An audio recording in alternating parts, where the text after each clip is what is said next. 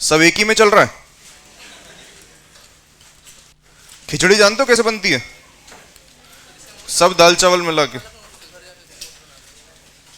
तो यहीं ले आया करो अलग कॉपी, जितने यहां बन रहे हैं उतने यहां बना लिया करो। हाँ, कहाँ है डेंसिटी वाला सवाल बताओ।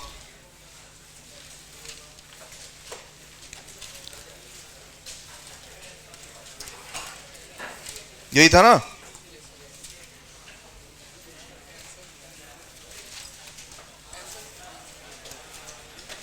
सॉल्व नहीं किया तुमने? बाकी लोगों का आ गया आंसर है?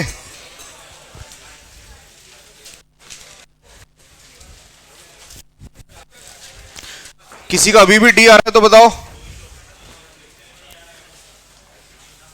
बोलो किसका अभी भी डी आ रहा है? सॉल्व करने के बाद कैलकुलेशन करनी है बेटा, आंसर ए ही होगा। आंसर ए ही है। जो डेंसिटी में सेकंड क्वेश्चन कराया था आ गया था आंसर ए आपका।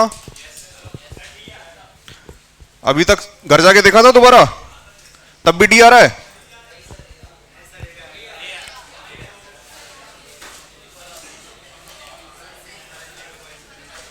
बेटा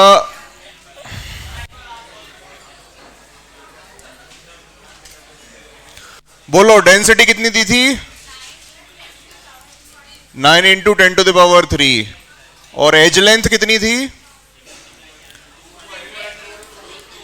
200√2 पिकोमीटर।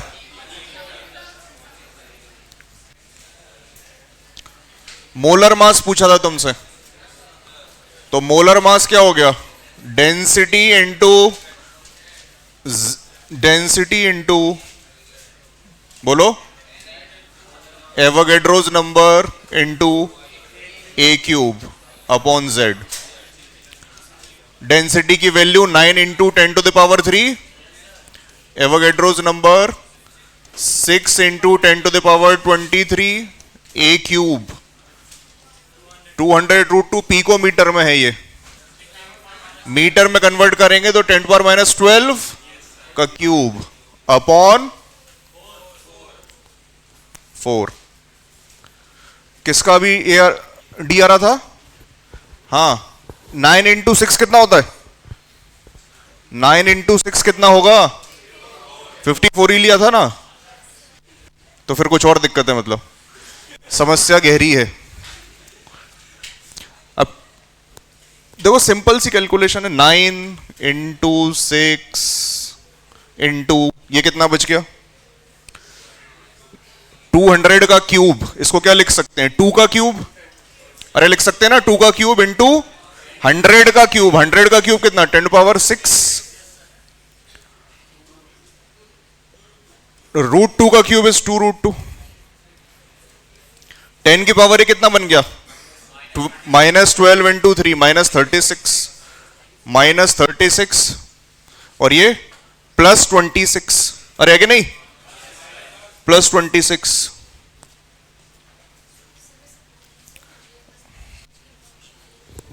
अनाउंस करना है आपको? कुछ अनाउंस करना है आपको? माइक दूं? अच्छा अच्छा, ठीक है ठीक। जिस भी स्टूडेंट को बैच चेंज करवाना है, मैं एक पेपर लेके आएगा, अपनी इन्फॉर्मेशन लिखना, बैच चेंज में 1000 रुपीज फाइन होगा, वो मैं पहले ही इन्फॉर्म कर देंगे, ठीक है? तो ये डिस्ट्रीब्यूट करो तो 5 मिनट बाद आके वापस ले जाओ। एक्सेस नहीं मिला है उनको एक्सेस भेजिएगा, जिसमें बैच चेंज वाले अपनी इन्फॉर्मेशन लिखना, ठीक है? हाँ,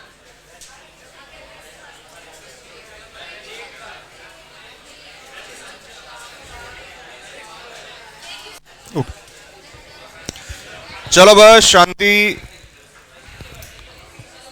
इधर देखो, लिखना है, बोलना नहीं है। किसको बैच चेंज कराना है? बैच किसको चेंज कराना है बताओ? अच्छा चलो लिख दो, लिख दो, करा लो, कोई दिक्कत नहीं। कुछ जेन्युइन समस्या है तो कराओ। हाँ, 10 की पावर कितना बच गया? ये 26 +26 और -36 -10। अभी 10⁻6 10⁻⁻4। अब इसको सॉल्व कर लो यार, ये छोटे छोटे नंबर दिए हुए हैं। ये 4 है और ये 8 है, ऊपर क्या बच जाएगा? 2। अब मल्टीप्लाई इतना तो कर ही लोगे। 9 इंटू 6 इंटू 2 इंटू 2√2 इंटू 10⁻⁴। यहां से आंसर आ जाएगा। कितना आएगा? करना भैया डी वाले, इसको मल्टीप्लाई करो बस, तुम सब छोड़ो, ये लास्ट में जो नंबर लिखे हैं इनको मल्टीप्लाई करो।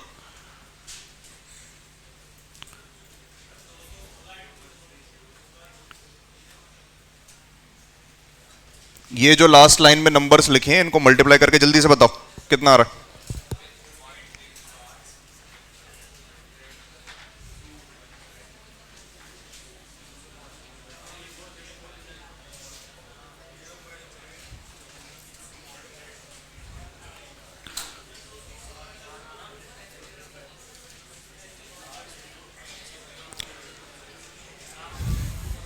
हाँ अब आ गया तो क्या कितना आ जाएगा? पॉइंट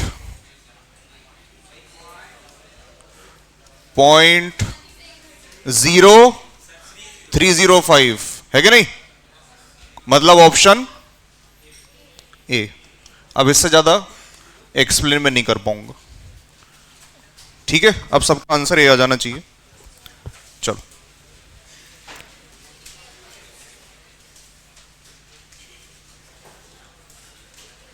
तो ये डेंसिटी की कहानी खत्म।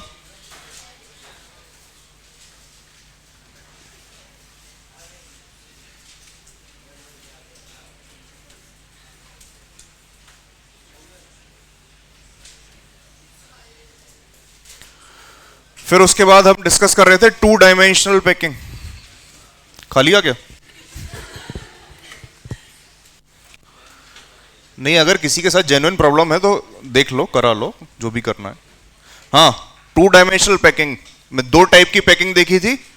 पार्टिकल्स को अगर इस तरीके से अरेंज करें कि पहली रो के पार्टिकल के नीचे ही दूसरी रो का पार्टिकल आए, तो जो पैकिंग मिलेगी उसको क्या बोल देते हैं? Square packing. स्क्वायर पैकिंग, क्योंकि एडजेसेंट यूनिट सेल्स के सेंटर को ज्वाइन करने पे स्क्वायर मिल रहा है, ठीक है? अब ये बताओ, अगर पहली लेयर को ए लेयर बोला जाए, ए टाइप लेयर, तो जैसी पहली लेयर है ठीक वैसी ही दूसरी लेयर है। पहली लेयर के ठीक नीचे दूसरी लेयर, अरे है ना? इसको भी पहली लेयर मान सकते हो तुम, दूसरी लेयर को। ये तीसरी लेयर भी वैसी है, चौथी लेयर भी वैसी है, तो सारी की सारी लेयर वैसी की वैसी है। ए टाइप, मतलब ये जो पैकिंग हो जाएगी इसको क्या बोलेंगे? A type. क्या समझे? A type packing. A type packing का मतलब क्या है? All layers are identical. All layers नहीं, ऑल रोज आर आइडेंटिकल। सारी की सारी रोज ये आइडेंटिकल हैं, एक ही जैसी हैं।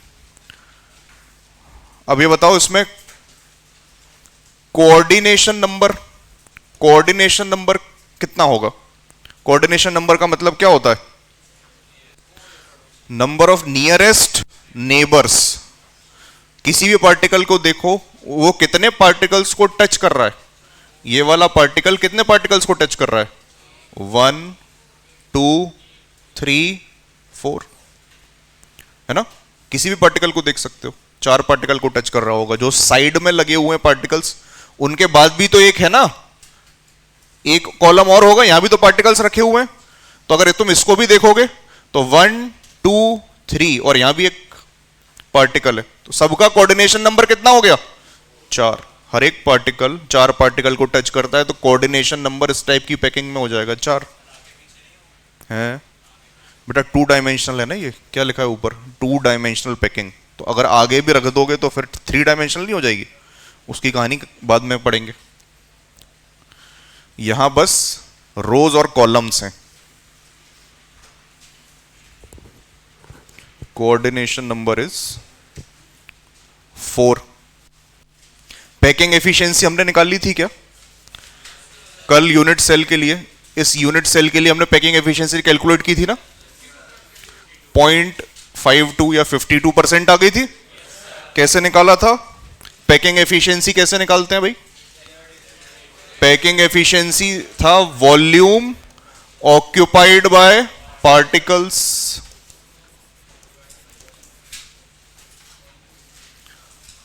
Divided by volume of unit cell.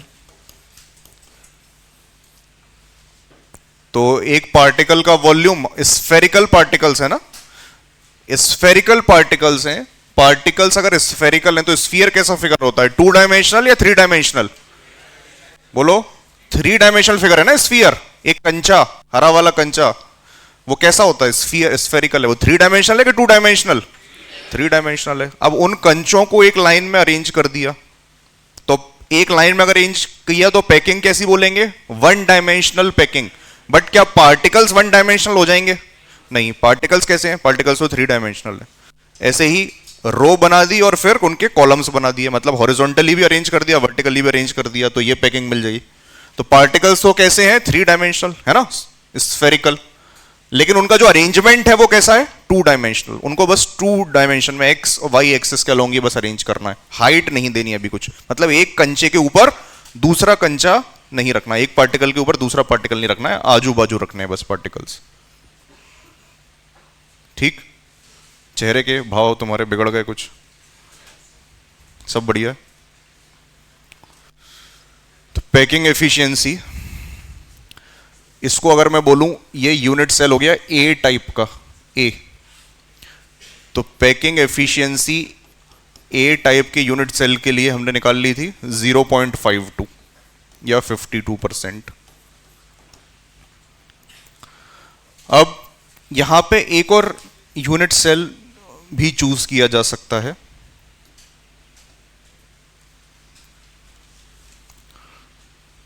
जैसे कि अगर हम यूनिट सेल लें,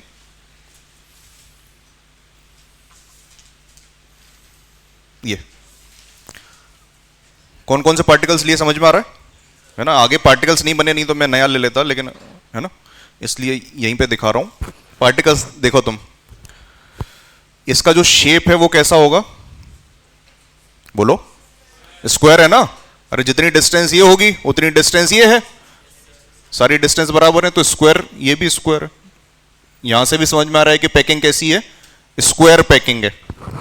अच्छा, तो अगर ये यूनिट सेल चूज कर ले तो क्या पैकिंग एफिशिएंसी बदल जाएगी? चेक कर लेते हैं।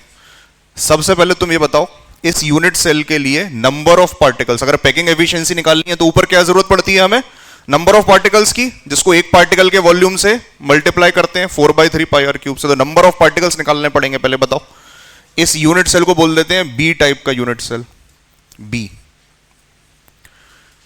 तो इस यूनिट सेल के लिए पैकिंग एफिशिएंसी निकालने के लिए z की value, z in B type of unit cell, बोलो कितना, 7/2 है?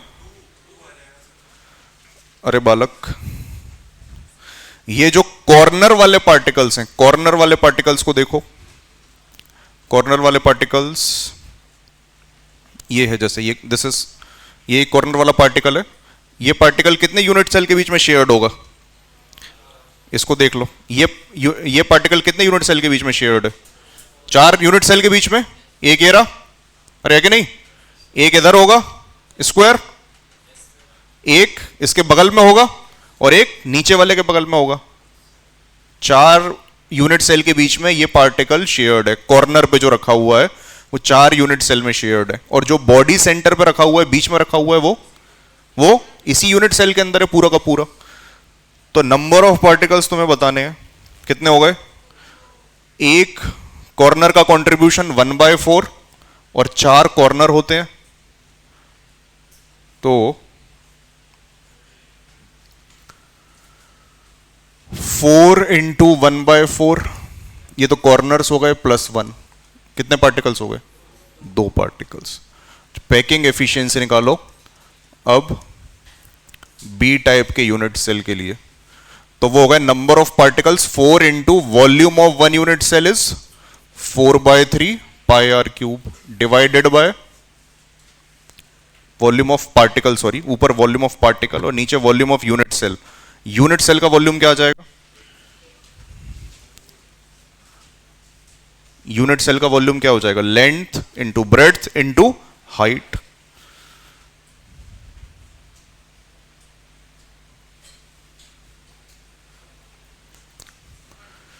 लेंथ कितनी, क्या, सॉरी,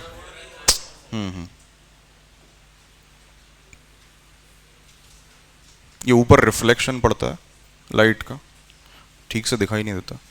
2, हाँ, लेंथ कितनी है बोलो, length into breadth into height, L, L into breadth into height.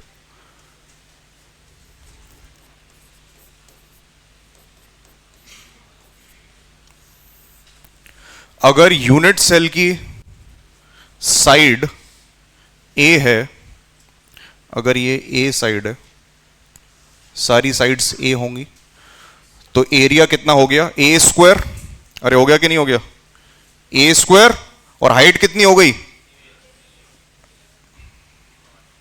Height, height one dimensional packing है ये, वन मतलब सिर्फ 2 डायमेंशन में रखा हुआ, एक ही लेयर है पार्टिकल्स की। तो एक पार्टिकल की हाइट, कल भी समझाया था मैंने, एक पार्टिकल की हाइट कितनी होगी, 2r, उस पार्टिकल का डायामीटर, अरे है कि नहीं, तो ए इंटू पार्टिकल की हाइट विच इज डायामीटर, मतलब 2r। तो अब ए और आर में क्या रिलेशन है, ए इज इक्वल टू 2r है क्या इधर, बताओ, ए इज इक्वल टू 2r तो तब बोलते हैं जब दो कॉर्नर एक दूसरे को टच कर रहे होते, क्या टच कर रहे हैं यहां पे, नहीं, देखो ये बीच में खाली जगह है, कौन टच कर रहा है, ये डायगोनल के अलोंग पार्टिकल्स टच कर रहे हैं, डायगोनल के अलोंग पार्टिकल्स, तो ये डायगोनल कितना होता है, √2a, अरे होता है कि नहीं होता, इफ दिस इज ए, तो ये डायगोनल कितना हो गया, √2a, this diagonal is √2a, √2a। अब √2a किसके बराबर हो जाएगा, 4r के बराबर। ए और आर में हम ऐसी रिलेशन निकाल सकते हैं, जो पार्टिकल्स टच करते हैं उनको देखते हैं, तो √2a is equal to 4r।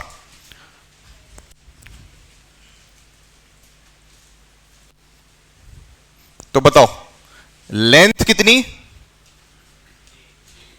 a, और √2a is equal to 4r, तो a इज इक्वल टू कितना हो गया, 2√2r, सीधे r के टर्म्स में मैं रख रहा हूं, लेंथ कितनी, 2√2r, ब्रेड्थ कितनी, 2√2r, तो इसका स्क्वायर कर दिया, और हाइट कितनी है यूनिट सेल की, 2r, 2r। अब बताओ ये, इसको निकाल लेंगे पाई के टर्म्स में, नोट करो, एक नया यूनिट सेल बनाओ, वो जो जहां तुमने स्क्वायर पैकिंग बनाई होगी, स्क्वायर पैकिंग, वहां पे एक और यूनिट सेल बना लो और उसको लिख लो बी, जो पहले स्क्वायर बनाया था उसको लिख लो ए। स्क्वायर पैकिंग ऑलरेडी तुमने ड्रॉ की होगी, वहीं लिख लो, हाँ, पहले ये यूनिट सेल तो बना लो, बाकी लोगों को बनाने दो। पिंक कलर से जो यूनिट सेल बनाया है उसको ड्रॉ करो कॉपी में, बी टाइप लिख लो उसको,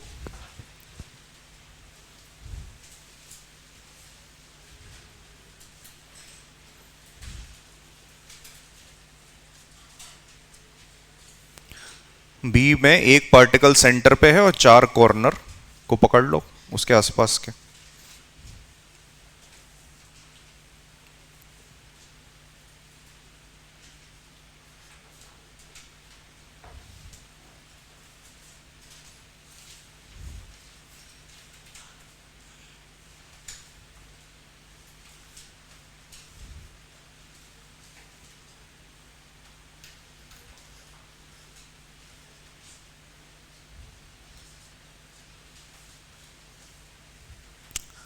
ड्रॉ कर लिया सबने यूनिट सेल, चलो अब पैकिंग एफिशिएंसी वाली स्लाइड देखते हैं।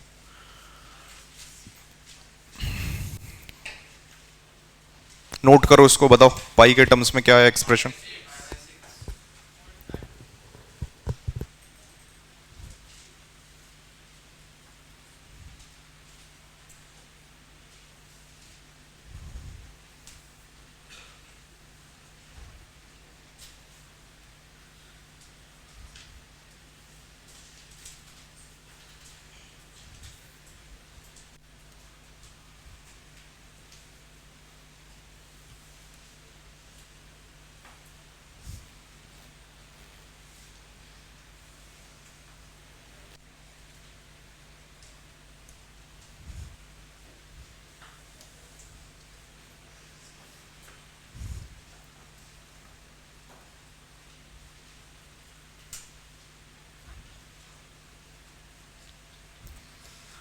पाई बाय 6 बन जाएगा।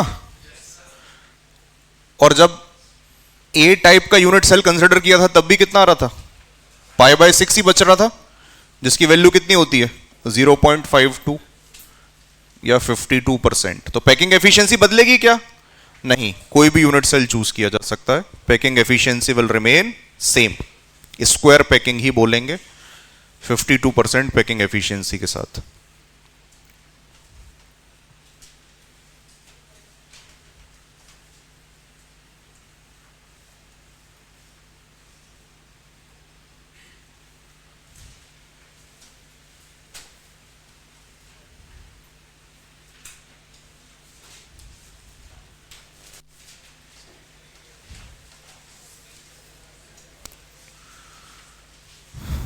अब इसके बाद हेक्सागोनल पैकिंग देखा था। हेक्सागोनल पैकिंग की क्या खासियत है कि जो पहली रो है उसके खाली जगह में दूसरी रो को फिट करते हैं, मतलब पार्टिकल्स जो कंटिन्यूअस लेयर है उनके पार्टिकल्स अलाइन नहीं होते हैं। तो अगर पहली लेयर ए टाइप की लेयर है तो दूसरी लेयर कैसी कहलाएगी, बी टाइप, क्योंकि डिफरेंट है ना, पार्टिकल्स एक दूसरे के आमने सामने नहीं है। पहली रो का जो है पार्टिकल उसके डिप्रेशंस में खाली जगह में दूसरी रो का पार्टिकल रखा हुआ है। तो ये जो पैकिंग हो गई, फिर से मैंने कल बताया था कि जो थर्ड लेयर है वो किस जैसी दिख रही है तुम्हें, थर्ड रो किसके जैसी दिख रही है, फर्स्ट रो के जैसी, और फोर्थ रो किसके जैसी दिख रही है, सेकेंड रो के जैसी। तो फिर से ए बी रिपीट होंगे, मतलब इस पैकिंग का टाइप क्या हो गया, A B type packing in 2 dimension, A B type packing in 2 dimension.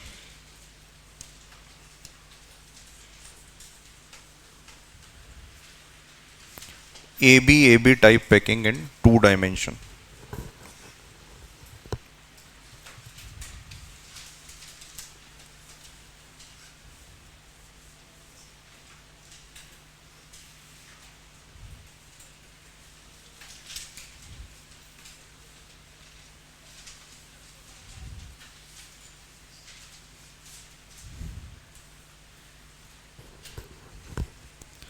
यहां पे कोऑर्डिनेशन नंबर बताओ, कोऑर्डिनेशन नंबर, एक पार्टिकल कितने पार्टिकल्स को टच कर रहा है, किसी भी पार्टिकल को देख लो, इस वाले पार्टिकल को देखो, ये कितने पार्टिकल्स को टच करते हुए दिख रहा है, हेक्सागन के 6 कॉर्नर्स 6 पार्टिकल्स। कॉर्नर को देख लो, ये अभी तुम्हें हेक्सागन का कॉर्नर दिख रहा है, बट वो किसी और यूनिट सेल के लिए सेंटर बन जाएगा, अरे है कि नहीं। इसको देखो, अब ये अभी कॉर्नर पे दिख रहा है, लेकिन इसका भी कोऑर्डिनेशन नंबर कितना है 6, क्योंकि ये इन 6 पार्टिकल्स को टच कर रहा है। 1 2 3 4 5 6, किसके लिए, इस बीच वाले पार्टिकल के लिए। तो ये इस हेक्सागन के सेंटर पे, तो हर एक पार्टिकल कितने पार्टिकल्स को टच कर रहा है, 6 पार्टिकल्स को। कोऑर्डिनेशन नंबर हो गया 6। पैकिंग एफिशिएंसी हमने निकाली थी, इसकी कितनी आई थी 0.60 या 60%। स्क्वायर पैकिंग के कंपैरिजन में ज्यादा थी।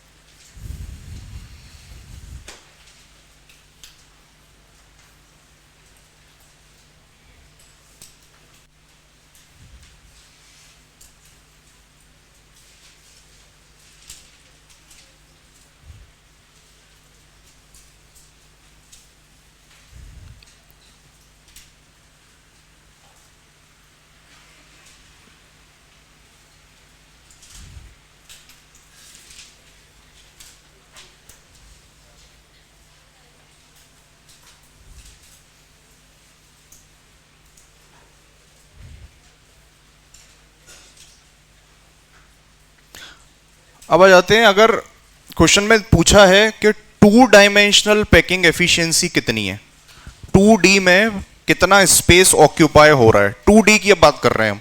तो जो पार्टिकल की हाइट ले रहे थे उसको कंसिडर नहीं किया जाएगा, क्योंकि अब हमको यह बताना है कि टू डायमेंशन में स्पेस को क्या बोलेंगे, एरिया या वॉल्यूम, एरिया।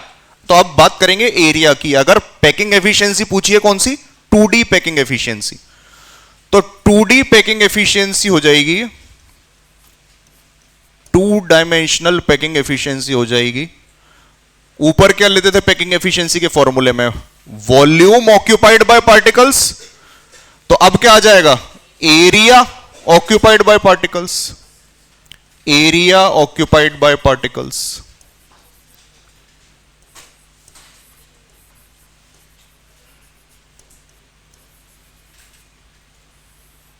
और नीचे क्या आ जाएगा, यूनिट सेल का वॉल्यूम लेते थे, बट अब 2D की बात कर रहे हैं तो एरिया यूनिट सेल का, एरिया ऑफ यूनिट सेल।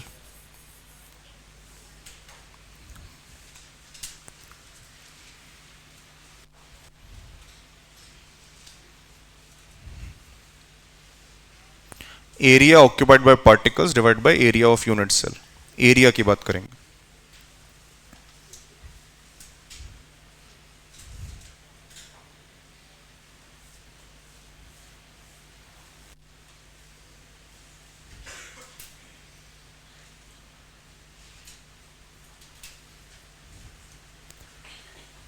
तो टू डायमेंशनल मानते हुए अगर क्वेश्चन में पैकिंग एफिशिएंसी पूछी है,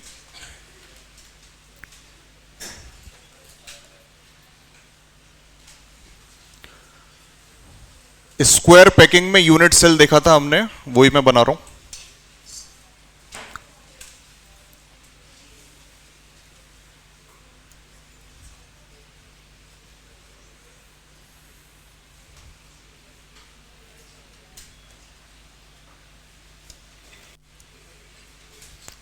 इस तरह का होता है।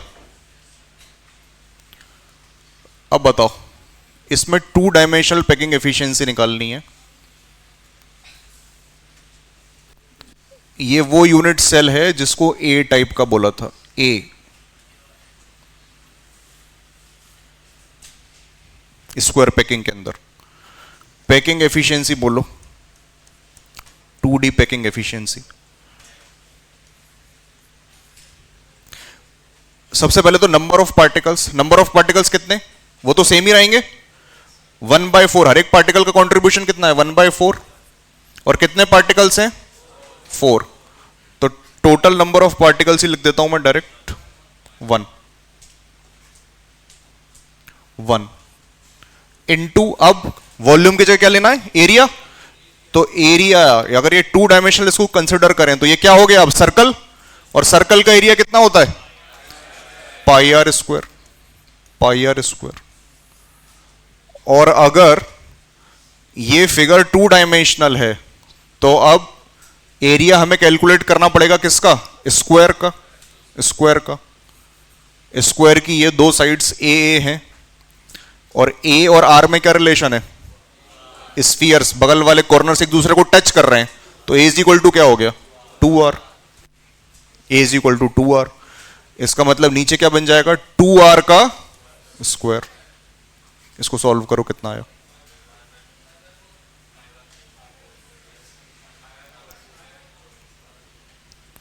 आर स्क्वायर ऊपर नीचे कैंसिल, और नीचे ये 2 का स्क्वायर बच गया, पाई अपॉन 4, पाई अपॉन 4। तो टू डायमेंशनल पैकिंग एफिशिएंसी आ गई पाई अपॉन 4, ये होगी लगभग 78.5 के बराबर, 78.5% या 0.785।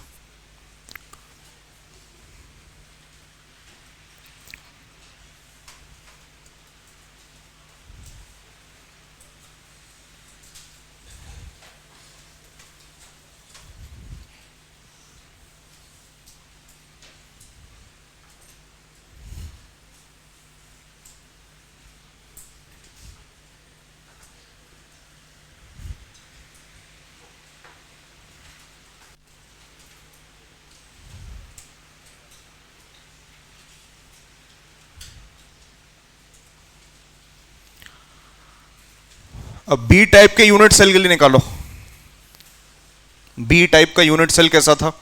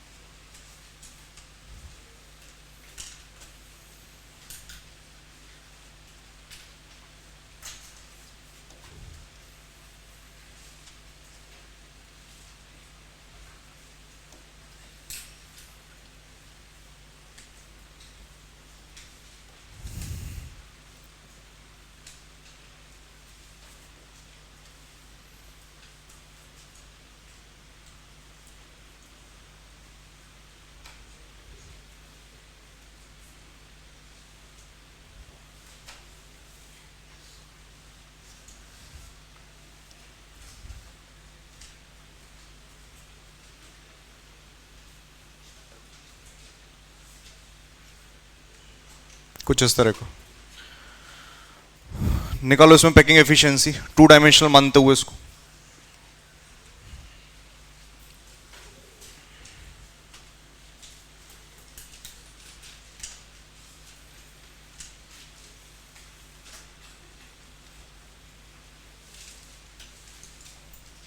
बस एरिया ले लेना है वॉल्यूम की जगह, कोई समस्या तो नहीं आ रही ना?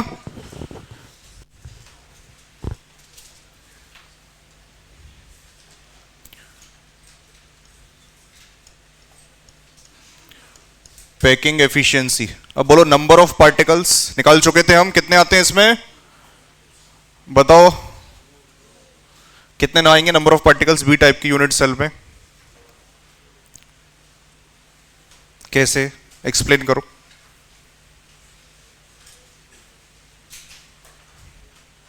एक कॉर्नर का कंट्रीब्यूशन कितना है यूनिट सेल में? जोर से बोलो। 1/4, तो 1/4 इंटू 4 और प्लस बीच वाला पार्टिकल पूरा तो 2 इंटू एरिया ऑफ सर्कल, एक सर्कल का एरिया पाई आर स्क्वायर, और इसका जो यूनिट सेल का एरिया है वो कितना हो जाएगा? साइड इसकी ए है, तो अब a is equal to 2r लिख सकते हैं क्या? नहीं लिख सकते। अब कौन से स्फीयर स्ट्रेच कर रहे हैं? ये वाले डायगोनल के अलोंग, मतलब √2a इज इक्वल टू क्या आएगा? 4r। यहां पे √2a is equal to 4r।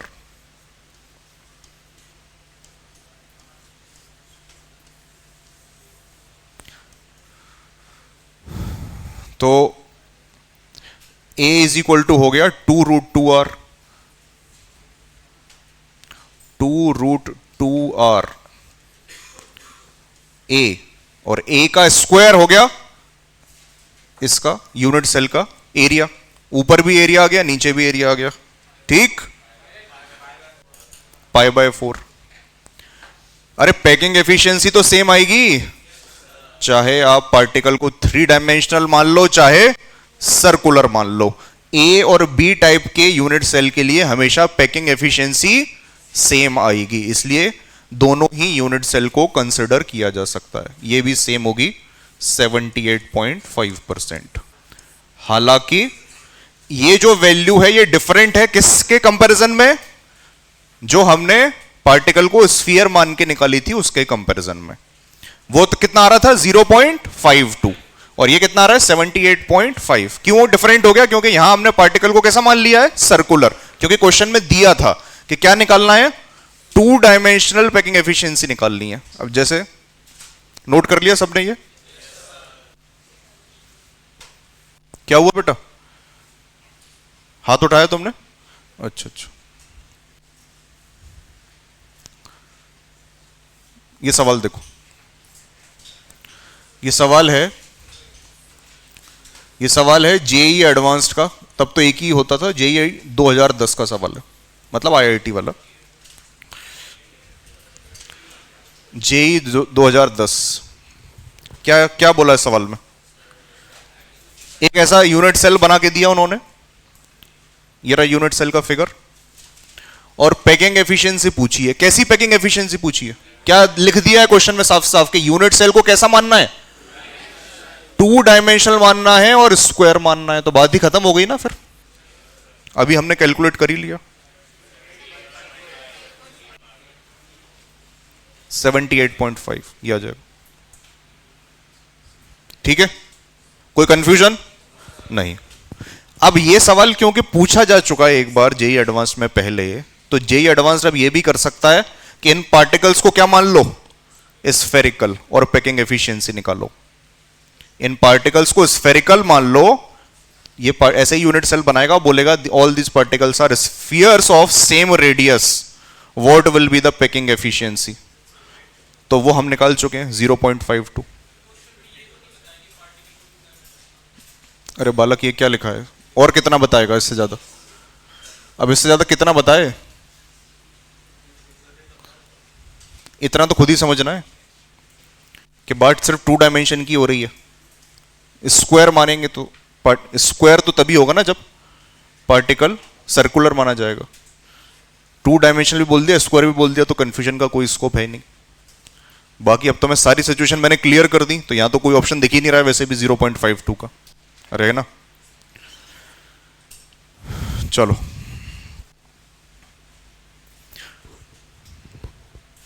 अगर हेक्सागोनल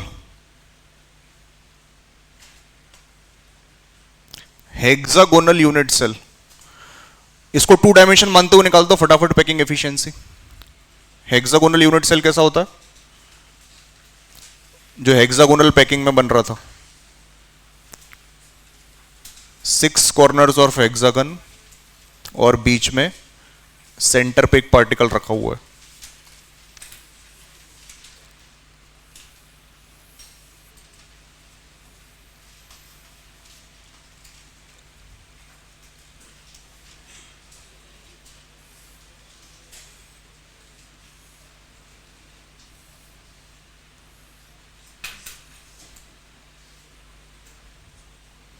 कुछ इस तरह का जो बन रहा था।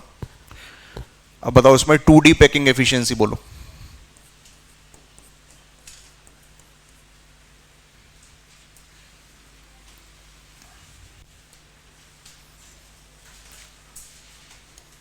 हेक्सागन की साइड ए है, तो ए और रेडियस ऑफ पार्टिकल में क्या रिलेशन होगा? ये कॉर्नर टच कर रहे हैं ना एक दूसरे को हेक्सागन के, तो ए इज इक्वल टू कितना? 2r।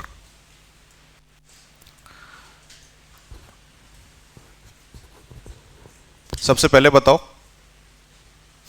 नंबर ऑफ पार्टिकल्स कितने हैं?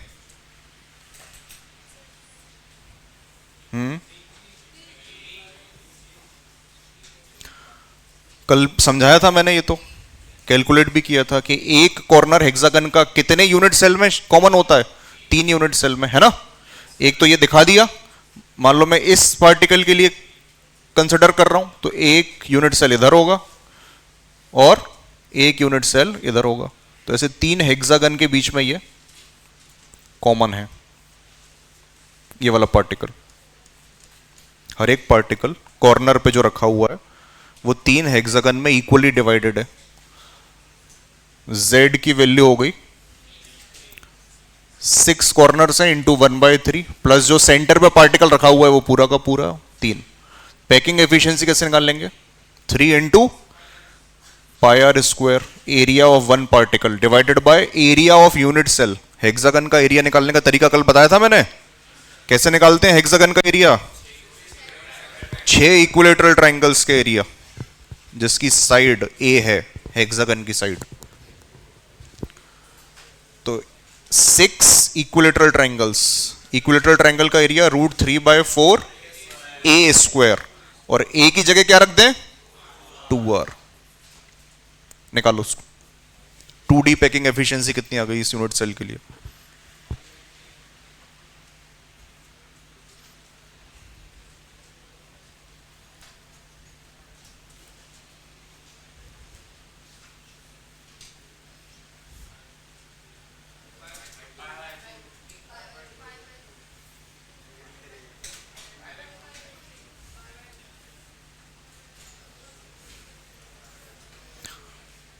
पाई अपॉन 2√3,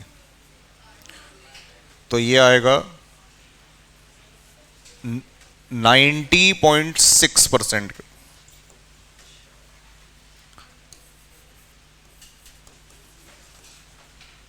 और 0.906।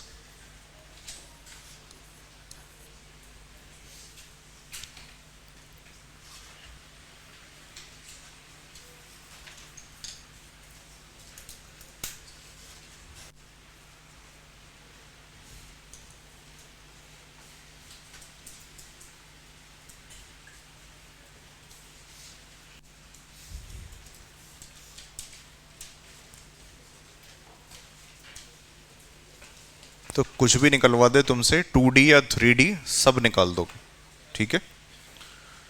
चलो आगे बढ़ते हैं।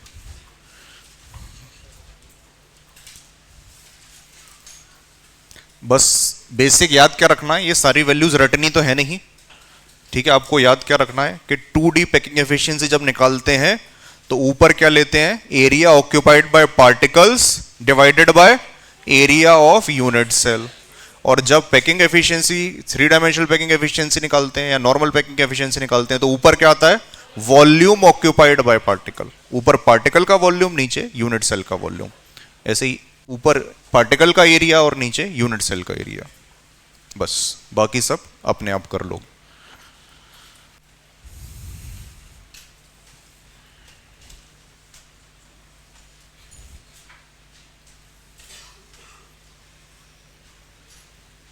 चलो, अब नेक्स्ट टॉपिक है वॉइड्स। वॉइड्स जिनको इंटरस्टिशियल साइट्स भी कहते हैं। वॉइड का मतलब वेकेंट स्पेसेस, खाली जगह। वॉइड्स और इंटरस्टिशियल साइट्स।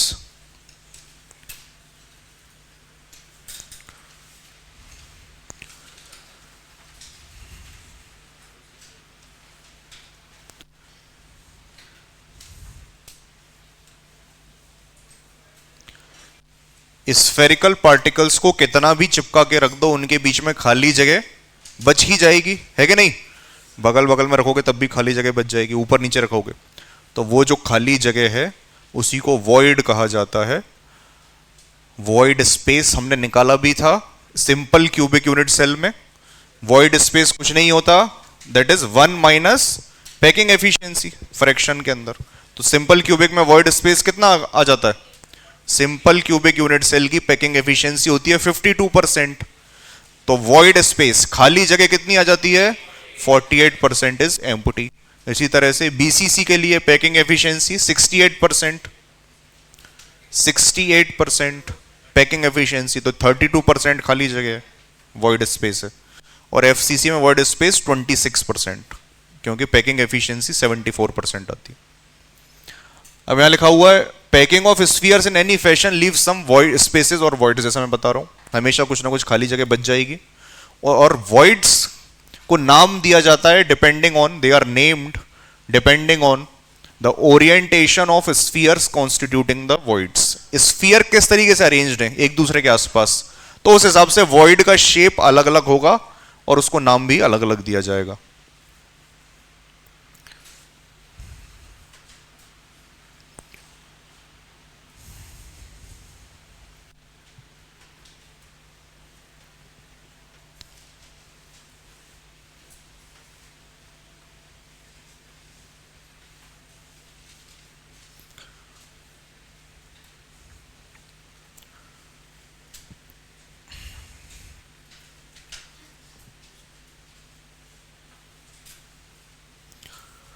तो अब देखते हैं डिफरेंट टाइप के वॉइड्स।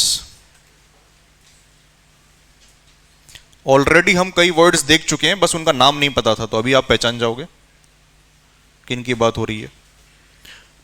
हेडिंग डालो, types of voids. Types of voids.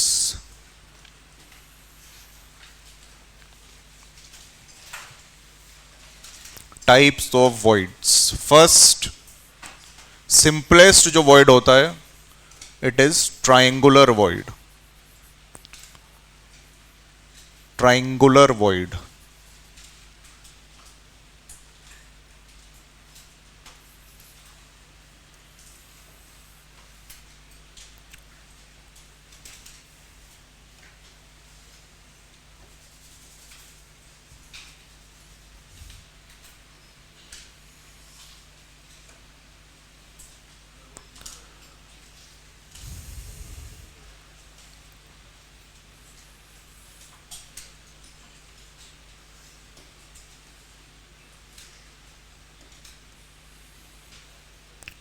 Triangular void कैसे बनेगा, जब तीन पार्टिकल्स एक दूसरे के आसपास इस तरह से अरेंज्ड होंगे, तो बीच में जो जगह बच गई उसका शेप कैसा दिख रहा है, ट्राइंगल के जैसा, है ना।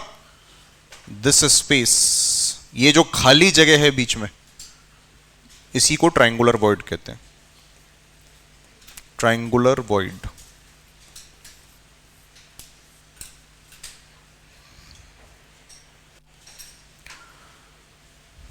कहीं पे ट्रायंगुलर वॉइड बनते हुए देखा क्या तुमने अभी तक? एक बार पीछे ले जाता हूं। टू डायमेंशनल में हेक्सागोनल पैकिंग, देखो इधर हेक्सागोनल पैकिंग है ना, ये पहली जो रो है वो दूसरे से डिफरेंट है, ए बी टाइप। अब ये जो स्पेस है ये ट्रायंगुलर वॉइड है कि नहीं है? है कि नहीं है? ये भी ट्रायंगुलर वॉइड। तो ये सारे जितने वॉइड बन रहे हैं टू डायमेंशनल में हेक्सागोनल पैकिंग के अंदर, वो वॉइड्स क्या है? Triangular voids. क्या एसी बंद करा दे? कंबल लाने को बोला था ना कल। बेटा ये सारी बिल्डिंग के एसी एक ही जगह से कंट्रोल होते हैं, तो मेरे हाथ में नहीं है वो रिमोट कंट्रोल, मुश्किल है थोड़ा। इधर उधर हट जाओ तुम। अरे इधर बैठ जाओ, थोड़ा पीछे बैठ जाओ। अब क्या करें बताओ? पहली क्लास में इससे पहले ठंड नहीं लगी तुम्हें? एसी नहीं चल रहा था?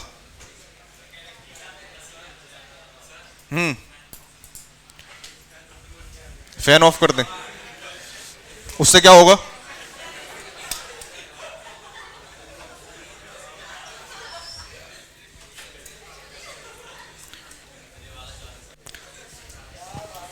क्या फैन ये वाला चालू कर दूं? तुम एक काम करो, पढ़ा लो आके। मैं यही सब कर देता हूं तुम्हारे लिए। एक एक बिस्तरा भी ले आता हूं, आराम से चादर तान तान के सो ही रहे हैं पीछे तो कुछ लोग। जगा दें?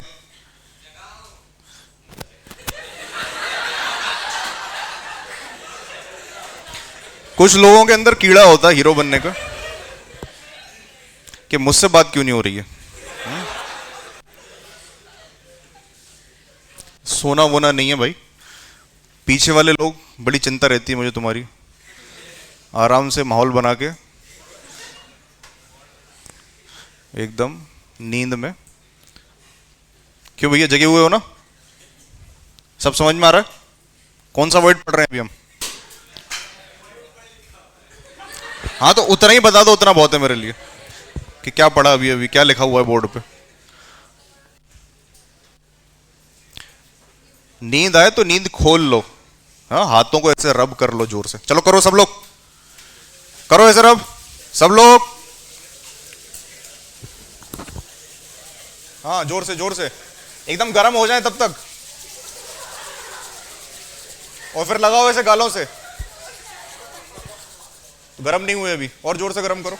फिर से, फिर से जोर से। पीछे वाले हाथ उठा के।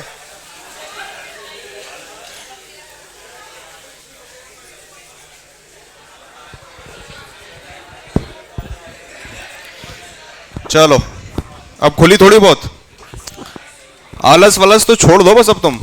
नींद आए तो पानी पी लो, उठ के बाहर चले जाओ, वॉशरूम हो आओ, हाथ रब कर लो, खड़े हो जाओ, थोड़ी अंगड़ाई ले लो, लेकिन क्लास में ध्यान से सुनो। देखो अगर तुम इस भरोसे रहोगे कि नहीं क्लास में तो अभी सो लेते हैं, थोड़ा आराम कर लेते हैं, घर जाके तो वीडियो मिल ही जाएगी, फिर देखेंगे, तो एक तो टाइम वेस्ट हो रहा है। क्लास का टाइम जितना लगा रहे हो उतना घर जाके देखोगे, और आराम आराम से देखोगे, वहां कोई समझाने वाला नहीं, बस जो सुनना है तुम्हें वहां पे, है ना, पैसिव लर्निंग हो रही है। तो और ज़्यादा टाइम लगेगा। अगर 1.5 घंटे का लेक्चर है तो 2 घंटे में देखोगे आराम से, बीच में उठ के भी चले जाओगे, तो टाइम वेस्ट हो रहा है एक तो। अभी तो चलो सिलेबस कम है, धीरे धीरे होमवर्क भी मिला करेगा तो फिर गड़बड़ हो जाएगा सब। इसलिए क्लास की चीज़ क्लास में ही ख़त्म करो, यहाँ से समझ के जाओ, उसके बाद बस नोट्स रिवाइज करो या नोट्स बनाओ अपना पीपीटी देख के, उतना काम होना चाहिए। तो क्लास में अटेंटिव रहना एकदम। पहला वॉइड ट्रायंगुलर वॉइड, दूसरा टेट्राहेड्रल वॉइड,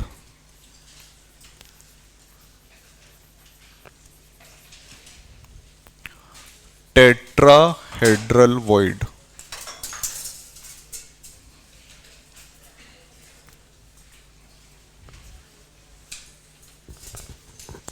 टेट्राहेड्रल वॉइड कैसे बनेगा?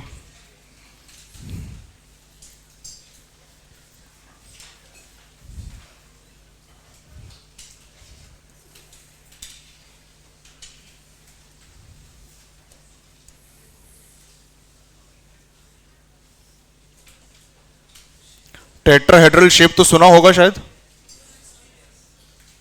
टेट्राहेड्रल ज्योमेट्री शेप, टेट्राहेड्रन जो ज्योमेट्रिकल फिगर होता है उसके जैसा।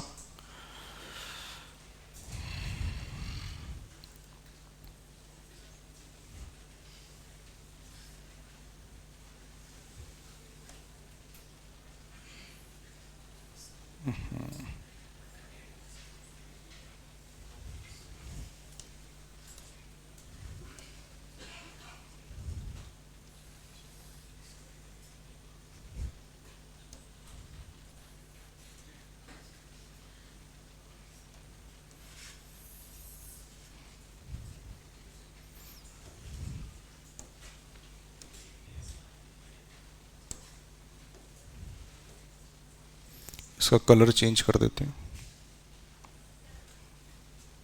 क्या हुआ?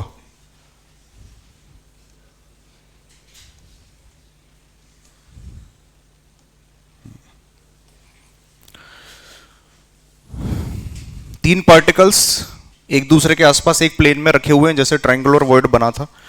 अब जो ट्रायंगुलर वॉइड बना है उसके ऊपर एक पार्टिकल रख दो इसी साइज शेप का, तो अब जो बीच में स्पेस बचेगा इनके, क्या किया समझ में आया? ट्रायंगुलर वॉइड था, उसके ऊपर एक पार्टिकल और रख दिया, तो अब जो वॉइड बनेगा it is called tetrahedral void. In particles, जो चार पार्टिकल्स हैं, कितने पार्टिकल से मिलकर बन रहा है टेट्राहेड्रल वॉइड? चार पार्टिकल्स। इन पार्टिकल्स के सेंटर को अगर ज्वाइन करें तो टेट्राहेड्रन बनते हुए दिखता है। पार्टिकल्स के सेंटर को ज्वाइन करने पे टेट्राहेड्रन बनेगा।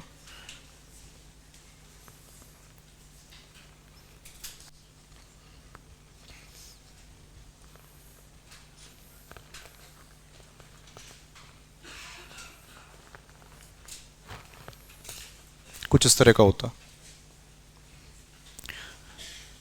ये जो स्पेस होगा बीच में, this is called tetrahedral void. बनाते जाओ साथ साथ।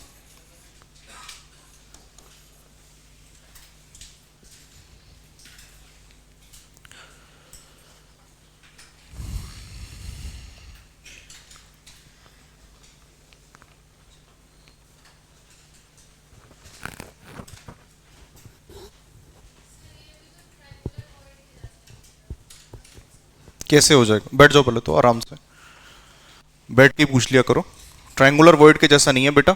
ट्रायंगुलर वॉइड था और उस गड्ढे में एक पार्टिकल रख दिया, ऊपर से एक पार्टिकल रख दिया, तो स्पेस तो चेंज हो गया ना। ट्रायंगुलर वॉइड की हम बात कब कर रहे हैं? सिर्फ जब 2D में ही पार्टिकल्स अरेंज्ड हैं, तीन पार्टिकल्स अरेंज्ड हैं। और टेट्राहेड्रल वॉइड कब बनेगा? जब तीन पार्टिकल के ऊपर एक और पार्टिकल, बीच में ये जो डिप्रेशन होगा, इसका गड्ढा होगा, उसके ऊपर एक पार्टिकल रख दिया जाए। हाँ, नीचे या ऊपर कहीं पे भी रख दो, जो वॉइड बन रहा है वो टेट्राहेड्रल वॉइड कहलाएगा। अरे ऊपर की जगह नीचे भी रख सकते थे। नहीं, शेप सेम कैसे होगा? नहीं होगा, नहीं होगा बेटा, स्पेस अलग अलग है। देखो शेप इसका कैसे होगा, ये रहा। ऊपर वाले को देखो, ऊपर वाला दिख रहा है क्लियर स्क्रीन? तो तीन पार्टिकल्स थे, उसके ऊपर एक पार्टिकल रखा। ये पहले ट्रायंगुलर वॉइड यहां पे था, है ना, इन तीन पार्टिकल्स के बीच में, उसको ढक दिया ऊपर से एक साइड से, तो अब स्पेस चेंज हो जाएगा, उसका शेप चेंज हो जाएगा, ऐसा टेट्राहेड्रन कुछ इस तरह का दिखेगा। ये टेट्राहेड्रल वॉइड, ठीक। नेक्स्ट,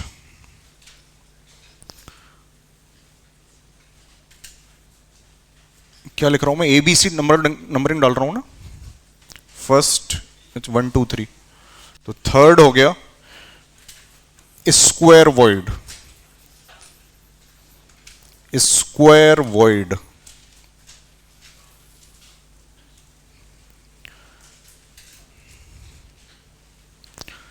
स्क्वायर वॉइड नाम से समझ में आ रहा है, पार्टिकल्स का अरेंजमेंट कुछ ऐसा है।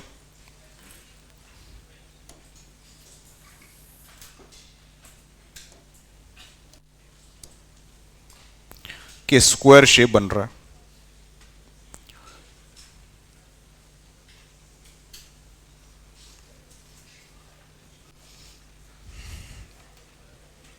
ये स्क्वायर बॉयड बनते हुए देखा है तुमने कभी? इससे पहले कभी हमने कुछ डिस्कस किया हो जिसमें स्क्वायर वर्ड बन रहा हो? स्क्वायर पैकिंग है कि नहीं? जो पार्टिकल्स वॉइड बना रहे हैं उनके सेंटर को ज्वाइन कर दिया जाए तो शेप कैसा दिख रहा है? स्क्वायर। लास्ट केस में जो पार्टिकल्स वॉइड बना रहे थे उनके सेंटर को ज्वाइन कर दिया जाए, अगर सेंटर्स को ज्वाइन कर दिया जाए, एक पार्टिकल होगा यहां,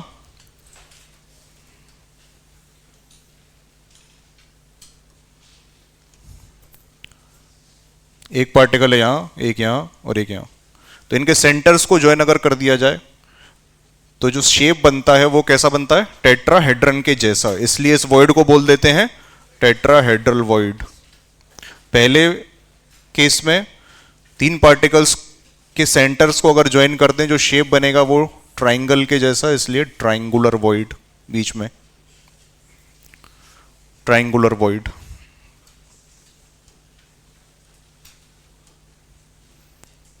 तो ये हो गया थर्ड टाइप का void, square void. Square void हमने देखा था स्क्वायर पैकिंग में, टू डायमेंशनल में स्क्वायर पैकिंग।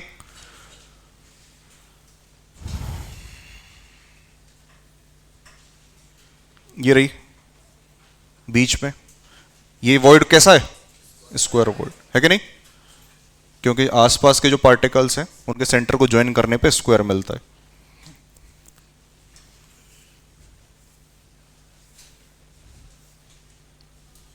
नेक्स्ट टाइप पे आ जाओ,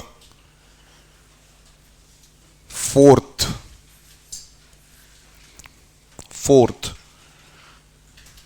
fourth is octahedral void.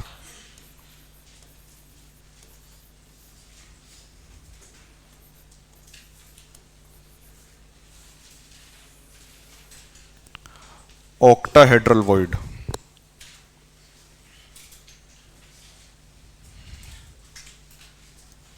Octahedral void कैसा होता है? देखो,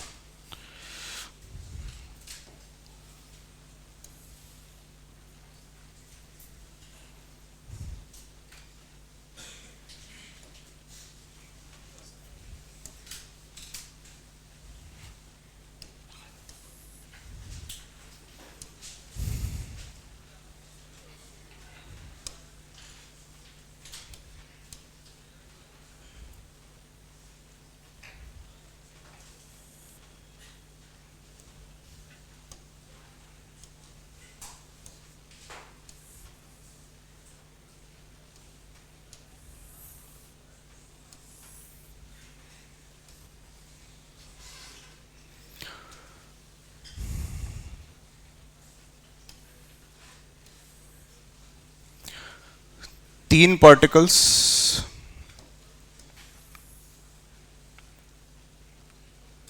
एक लेयर में, तो क्या बनाएंगे? ये ट्रायंगुलर वॉइड। ट्रायंगुलर वॉइड, एक ये ट्रायंगुलर वॉइड बन गया कुछ इस तरीके का, ठीक है। अब तीन पार्टिकल्स आपको सेकंड लेयर में रखने हैं। तीन पार्टिकल एक लेयर में हो गए, बाकी तीन पार्टिकल को सेकंड लेयर में रखो।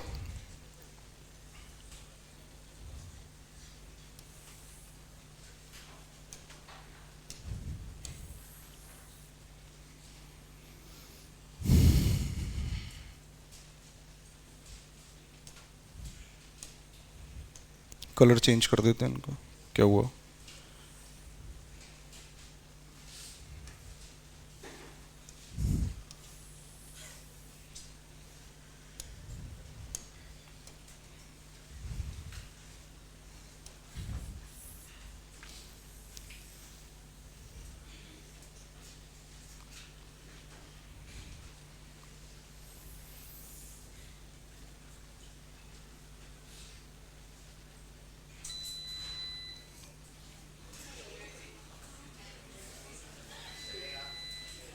अब बंद हो गया एसी? मुराद पूरी हो गई तुम्हारी। देखो,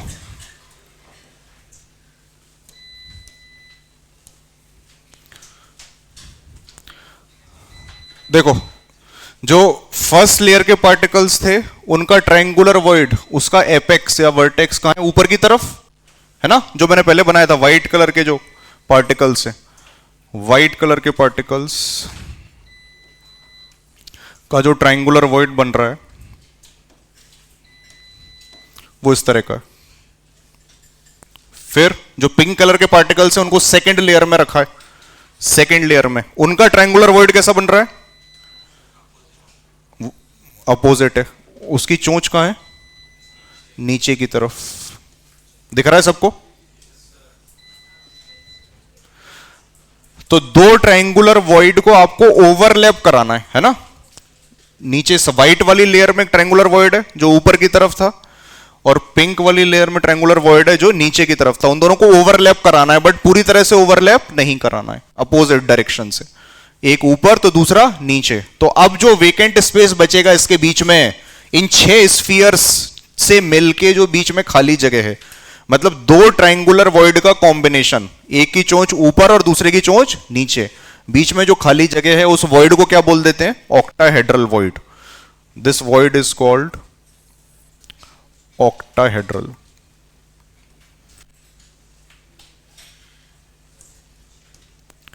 this is called octahedral void, ओवी, खाली जगह।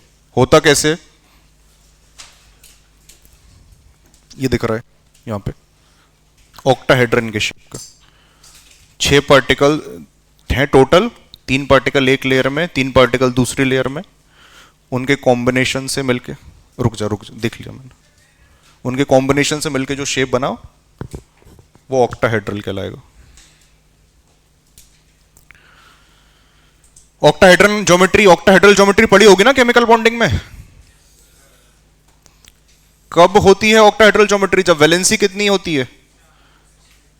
4 वैलेंसी में तो टेट्राहेड्रल बनता है बेटा। sp3d2 हाइब्रिडाइजेशन मतलब सिग्मा बॉन्ड्स या लोन पेयर्स, क्या?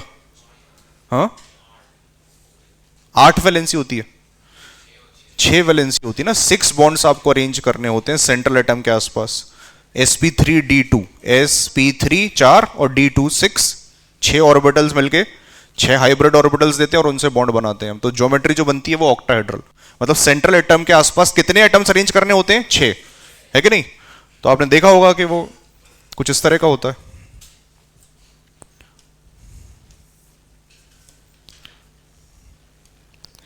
चार पार्टिकल रख दो एक प्लेन में, एक ऊपर और एक नीचे, इनको ज्वाइन करने पे जो शेप बन जाएगा वो ऑक्टाहेड्रन कहलाता है।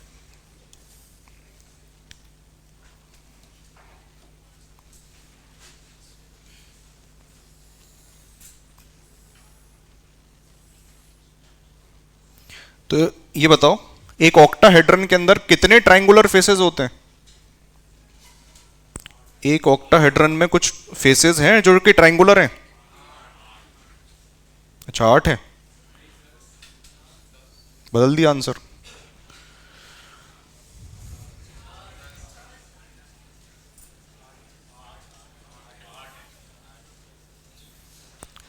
टेट्राहेड्रन में कितने ट्रायंगुलर फेसेस होते हैं? टेट्राहेड्रन कहां गया? ये रहा। इसमें कितने ट्रायंगुलर फेसेस हैं? 6 दिख रहे हैं। तो टेट्रा क्यों बोला फिर? हेक्साहेड्रल बोलना चाहिए था इसको। 4 ट्रायंगुलर फेस है ना, दिख तो रहे हैं यार। देखो 1 2 3 पार्टिकल, सब लोग इधर देखो, 1 2 3 पार्टिकल, ये 3 पार्टिकल से मिला हुआ एक ट्रायंगल ये बन रहा है 1 1। फिर दूसरा इधर, तीसरा सामने की तरफ भी एक ट्रायंगल बन रहा है 1 2 3। इनको ज्वाइन करोगे तो एक ट्रायंगल बनेगा, और एक ट्रायंगल किन पार्टिकल्स को ज्वाइन करने पे बनेगा? जो बेस में बैठे हुए हैं, नीचे बेस में। तो कितने ट्रायंगुलर फेसेस हो गए टेट्राहेड्रन के अंदर? 4 ट्रायंगुलर फेसेस। इसके अंदर होते हैं 4 ट्रायंगुलर फेसेस, 4 ट्रायंगुलर फेसेस।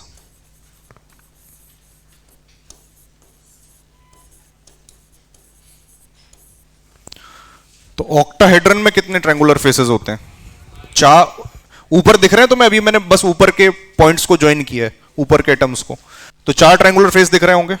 एक ट्रायंगुलर फेस ये आगे की तरफ है ना, इसको बोल देता हूं पार्टिकल नंबर 1 2 3 4 5।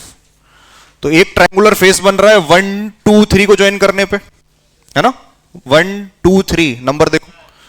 दूसरा ट्रायंगुलर फेस बन रहा है 1 2 5 को ज्वाइन करने पे। तीसरा ट्रायंगुलर फेस 1 3 4 को ज्वाइन करने पे। और चौथा ट्रायंगुलर फेस 1 4 5 को ज्वाइन करने पे। 4 ऊपर है ऐसे, है कि नहीं, और 4 नीचे होंगे, नीचे वाले पार्टिकल को भी जब ज्वाइन करोगे इन 4 से तो 4 ट्रायंगुलर फेस ऊपर होंगे, 4 नीचे होंगे, ऑक्टाहेड्रन बन जाएगा।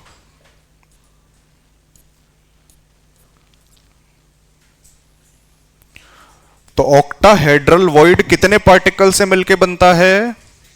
6 पार्टिकल से। तो ऑक्टा क्यों बोला? ऑक्टा 8, ऑक्टा का मतलब 8। 8 क्या है यहां पे? 8 ट्रायंगुलर फेसेस हैं। ऑक्टाहेड्रल शेप के अंदर 8 ट्रायंगुलर फेसेस होते हैं, इसलिए ऑक्टाहेड्रल कहा जाता है। करो ड्रॉ। हाँ बोलो। सब्र का फल मीठा होता।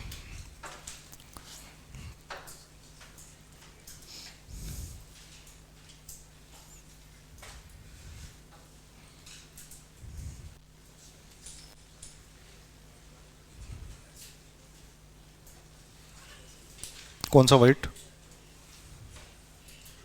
अभी तो इनकी बात करो ना, तो उसके पीछे क्या होगा वो तो बाद में देखेंगे, जब एक और 3 लेयर रखना सीखेंगे तब। कौन दोनों? कौन सी दोनों साइड एक जैसी आ रही है?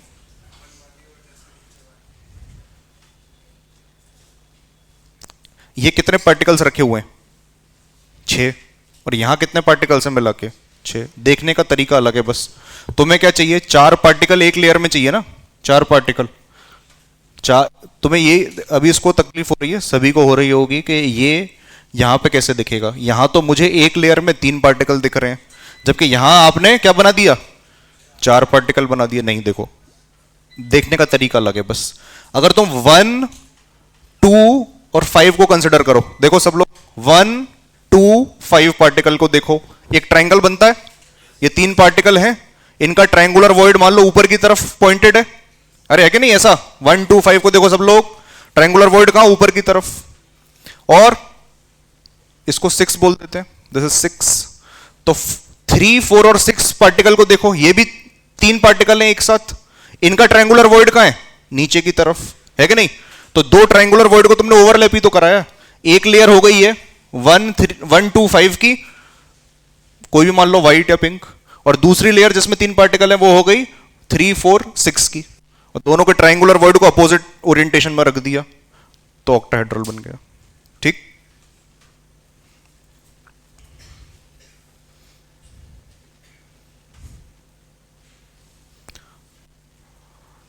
This is octahedral void. सबने नोट कर लिया? नेक्स्ट एक टाइप का वॉइड और होता है, fifth.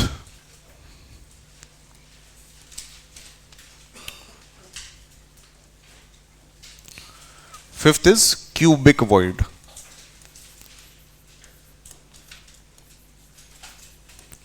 Cubic void. Cubic void कैसे बनेगा? जब एक क्यूब के कॉर्नर्स पे 8 पार्टिकल्स रखे होंगे, बीच में जो वेकेंट स्पेस बच जाएगा वो क्यूबिक वॉइड कहलाएगा।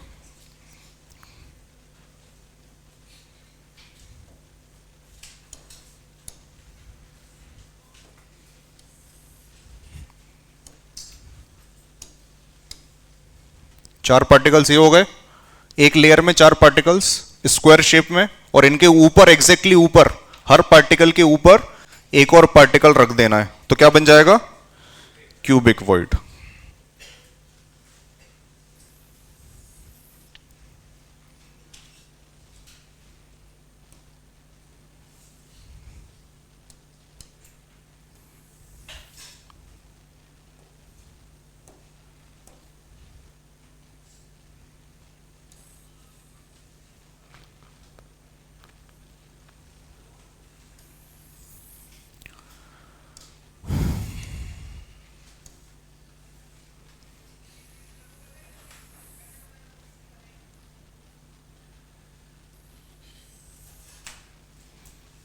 इनका कलर चेंज कर लो।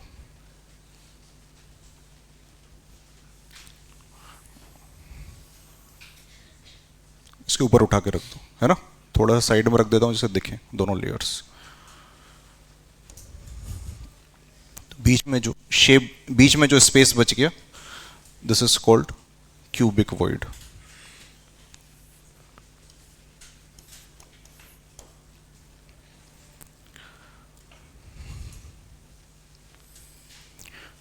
मतलब बेसिकली एक स्क्वायर है,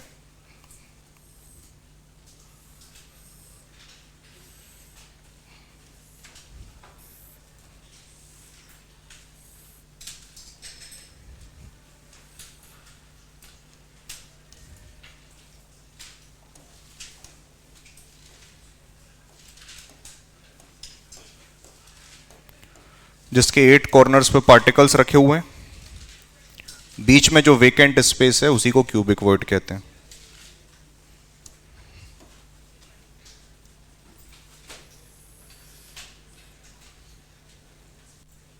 क्यूबिक वॉइड कितने पार्टिकल से मिलकर बनता है? 8 पार्टिकल्स। ऑक्टाहेड्रल वॉइड कितने पार्टिकल से मिलकर बनता है? 6 पार्टिकल्स। टेट्राहेड्रल वॉइड 4 और ट्रायंगुलर वॉइड 3।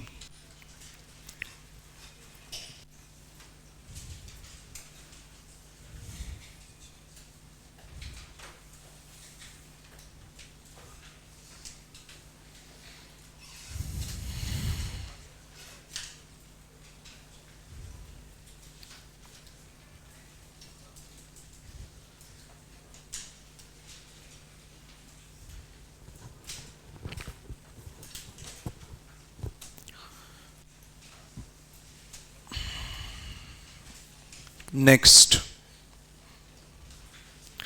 3 डायमेंशनल पैकिंग पे आ जाते हैं। 3 डायमेंशनल पैकिंग, हेडिंग डालो।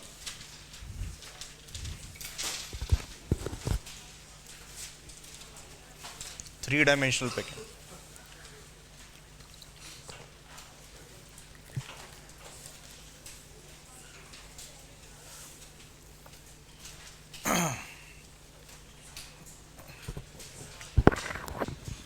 टू डायमेंशनल पैकिंग करने के कितने तरीके देखे थे? 2 तरीके। पहला स्क्वायर पैकिंग और दूसरा हेक्सागोनल पैकिंग। 3 डायमेंशनल पैकिंग में हम पहला केस डिस्कस कर रहे हैं आज, जब 3 डायमेंशनल पैकिंग किससे मिलकर बनी है? 2 dimensional square close packed layers. Square packing की 2 डायमेंशन में, और वैसी लेयर्स को स्क्वायर पैकिंग में क्या होगा? ये देखो, एक लेयर को देखो बस, अभी इसको छोड़ दो, नीचे वाले को, ऊपर वाली लेयर को देखो, सबसे ऊपर वाली लेयर को। ये स्क्वायर पैक्ड लेयर है कि नहीं? पार्टिकल्स बगल बगल में रखे हुए एक दूसरे के, और पीछे की तरफ ये अलाइंड है बिल्कुल एक लाइन में, तो ये स्क्वायर पैक्ड लेयर है। और इस स्क्वायर पैक्ड लेयर के नीचे या ऊपर आपको वैसी की वैसी स्क्वायर पैक्ड लेयर रखते जाना है। तो हर एक पार्टिकल के अपने ऊपर वाले या नीचे वाले पार्टिकल के जैसा ही होगा, उसी के साथ अलाइंड होगा, सब एक लाइन में है ना? चाहे ऊपर आप देख लो, चाहे लेफ्ट से राइट देख लो, हर एक साइड में पार्टिकल्स अलाइंड है। Particles are right in top of each other. तो इस तरह की पैकिंग को बोलेंगे, कौन सी पैकिंग होगी बताओगे? अगर 8 पार्टिकल ले लिया जाए, उनके सेंटर को ज्वाइन कर दें तो क्यूबिक बन जाएगा। और ये जो क्यूब बना हुआ है, इसके कॉर्नर्स पे, 8 कॉर्नर्स पे एक एक पार्टिकल रखा हुआ है। ये कौन सा यूनिट सेल हो गया बेटा? एक कॉर्नर पे, हर एक कॉर्नर पे एक एक पार्टिकल क्यूब के। कौन सी पैकिंग या कौन सा unit cell? Simple cubic unit cell ही तो हो गया ये। तो जब स्क्वायर पैकिंग कराते हैं 3 डायमेंशन के अंदर, तो बेसिकली सिंपल क्यूबिक पैकिंग हमें मिल जाती है। Simple cubic packing, simple cubic packing is formed. Note करो उसको, ये जो ऊपर लाइन लिखी हुई है, 3 dimensional packing, 3D packing from 2D square close packed layers.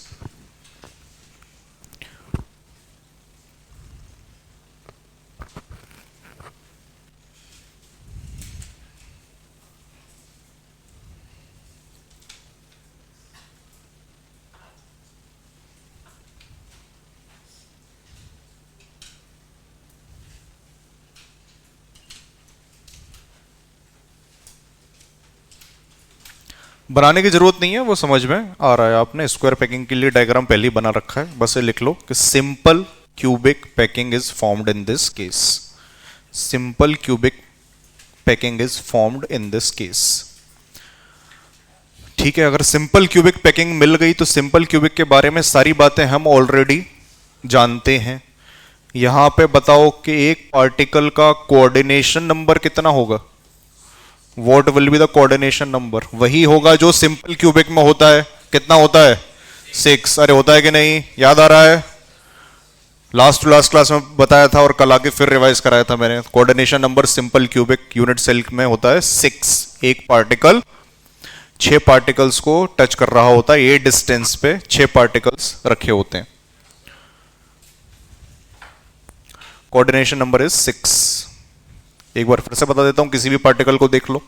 इस पार्टिकल को देखो, ये ए डिस्टेंस पे 1, ऊपर 2, 3, 4, 1, 2, 3, 4। एक पार्टिकल कहां होगा इसके पीछे? इधर 5। और एक पार्टिकल कहां होगा? आगे की तरफ, है ना, आगे इधर, आगे वाली लेयर में।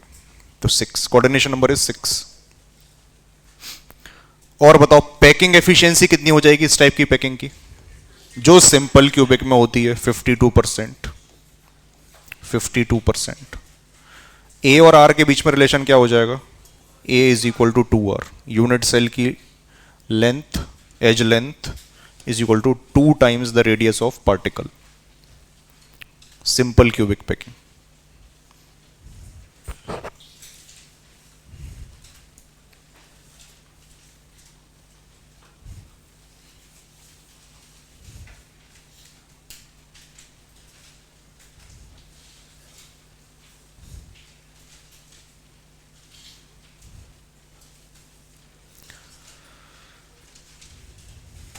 स्क्वायर पैक्ड लेयर को एक के ऊपर एक रख दिया, सिंपल क्यूबिक पैकिंग मिल गई। अब दूसरे टाइप की पैकिंग हमने 2D में कौन सी पढ़ी थी?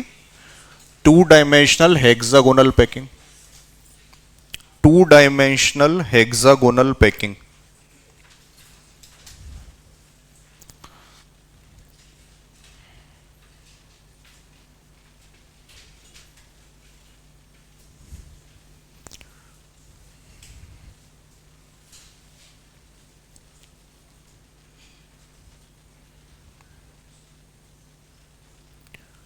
थ्री डी पैकिंग अब बना रहे हैं हेक्सागोनल लेयर्स यूज करके।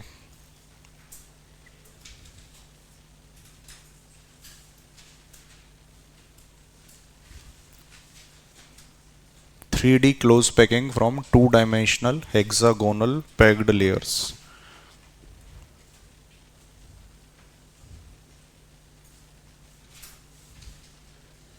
अच्छा, एक चीज और बता दो, ये जो सिंपल क्यूबिक पैकिंग थी, यहां पे वॉइड कौन सा बनेगा? किस तरह के वॉइड्स दिख रहे हैं हमें? अरे सिंपल क्यूबिक यूनिट सेल है तो बीच में जो वॉइड बनेगा वो कौन सा होगा? क्यूबिक। 8 पार्टिकल से मिलके बना हुआ वॉइड, बीच में स्पेस जो होगा वो क्यूबिक वॉइड कहलाएगा। तो यहां पे वॉइड है क्यूबिक वॉइड। क्यूबिक वॉइड, ये भी लिख लो।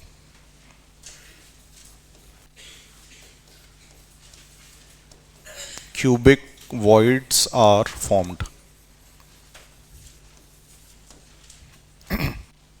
Cubic voids are formed. Square packing. चलो हेक्सागोनल पैकिंग में आ जाओ। इसके लिए थोड़ा चित्र बनाना पड़ेगा समझाने के लिए।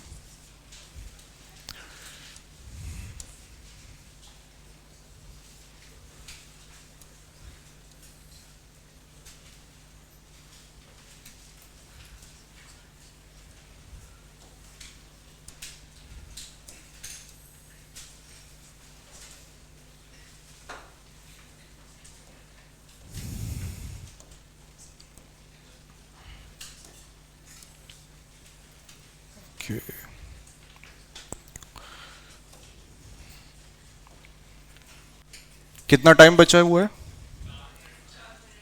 4 मिनट। फिर इतनी मेहनत क्यों करूं मैं? नेक्स्ट क्लास में ही कंटिन्यू करेंगे। रुको, अभी बैठे रहो, थोड़ा सा रिवाइज कर लेते हैं, देखते हैं तुमने क्या सीखा है। अच्छा हाँ, कल कोई बोल रहा था कि सिंपल क्यूबिक के जो डिफरेंट हमने नेबर्स ढूंढे थे, next nearest neighbour, next to next nearest neighbours, वो समझने में दिक्कत आ रही है। तो सिंपल क्यूबिक, हाँ क्या सिंपल क्यूबिक में वो तो कोऑर्डिनेशन नंबर है, उसके बाद की बात कर रहे हैं, next to next nearest neighbours.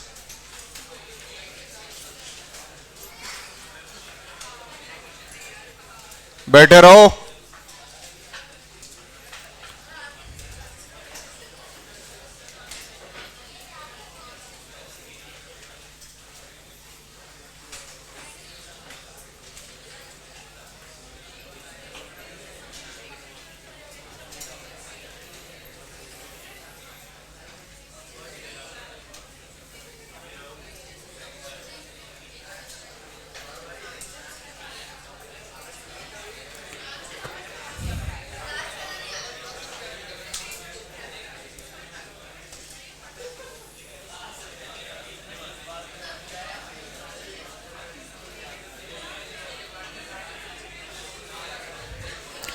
देखो इधर,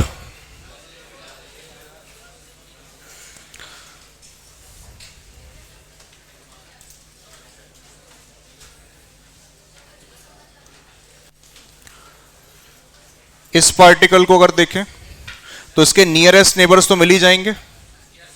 नियरेस्ट नेबर्स तो कोई समस्या नहीं, 6 और एक पीछे की तरफ होगा, है ना। ये तो नियरेस्ट नेबर्स हो गए। अब ये कितनी डिस्टेंस पे होते हैं नियरेस्ट नेबर्स? ए डिस्टेंस पे।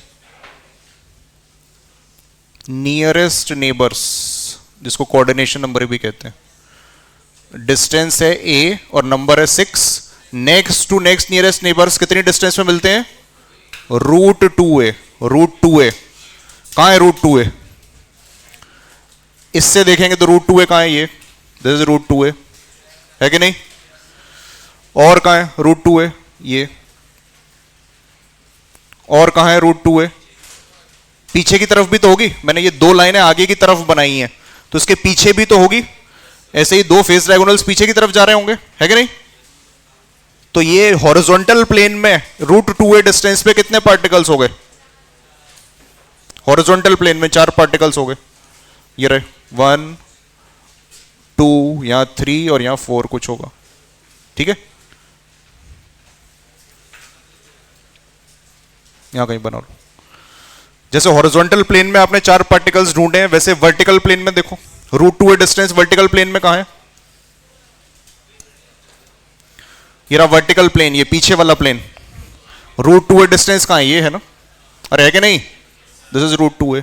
ऐसे ही इधर ये √2a, ठीक, ये भी √2a और ये भी √2a। इनका कलर दूसरा ले लेता हूं, भी समझ में आ जाएगा।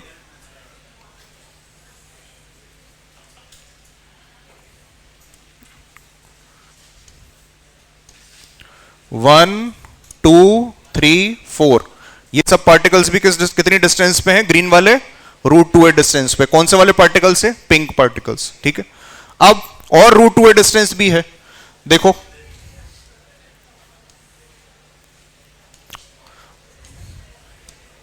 और √2a डिस्टेंस कहां होगी? ये डिस्टेंस भी तो √2a है। This is also √2a। तो अब फिर से देख लो पार्टिकल्स। ये रहा एक पार्टिकल यहां होगा, एक पार्टिकल इधर और एक पार्टिकल इधर, √2a डिस्टेंस पे।